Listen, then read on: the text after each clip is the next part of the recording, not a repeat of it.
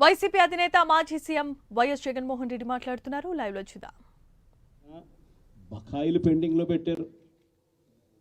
అదే మాదిరిగా మళ్ళీ ఈ సంవత్సరం 2024-25 2025-26కు సంబంధించిన ఈ సంవత్సరానికి సంబంధించి ముందుకు పోవడానికి ఈ సంవత్సరానికి సంబంధించిన విద్యా దీవెన కింద 4 కోట్లు, ఈ విద్యా దీవెనకు సంబంధించి ఈ 2800 కోట్లు మళ్ళీ కావాలి, 1100 కోట్లు వసతి దీవెన కింద కావాలి.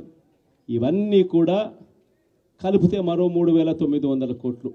సో ఆ 3200 కోట్లు, ఈ 3900 కోట్లు దాదాపుగా 7100 కోట్ల రూపాయలకు సంబంధించిన పిల్లలకు సంబంధించిన చదువులకు సంబంధించిన కేటాయింపులు చేసి చదువులను ఆదుకోవాల్సింది పోయి, పిల్లలను ఆదుకోవాల్సింది పోయి కేవలం 2600 కోట్లు మాత్రమే కేటాయింపులు చేశామన్నట్టుగా చేసి పిల్లల చదువులతో ఆడుకుంటా ఉన్న ఈ ప్రభుత్వానికి బుద్ధి చెప్పే కార్యక్రమం పిల్లలతో పాటు పిల్లల తల్లిదండ్రులతో పాటు కలిసి చేసే కార్యక్రమం కూడా యాదృచ్ఛికంగా ఈరోజు ప్రొటెస్ట్ కార్యక్రమం కూడా ఈ రోజే కూడా జరుగుతూ ఉందని కూడా చెప్పడానికి కూడా సంతోషపడతా ఉన్నా.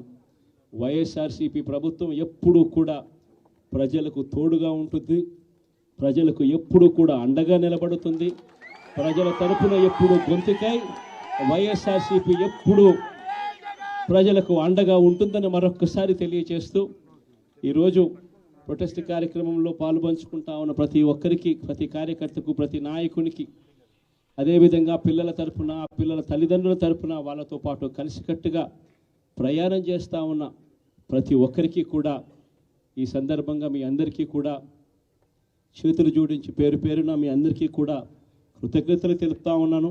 వైఎస్ఆర్సీపీకి సంబంధించిన 15 సంవత్సరం లేక అడుగు పెడతా ఉన్న ఈ సందర్భంలో వైఎస్ఆర్సీపీకి సంబంధించిన ప్రతి నాయకుడికి, కార్యకర్తకు ఈ సందర్భంగా కంగ్రాచులేషన్స్ కూడా మరొకసారి కూడా తెలియజేస్తాను.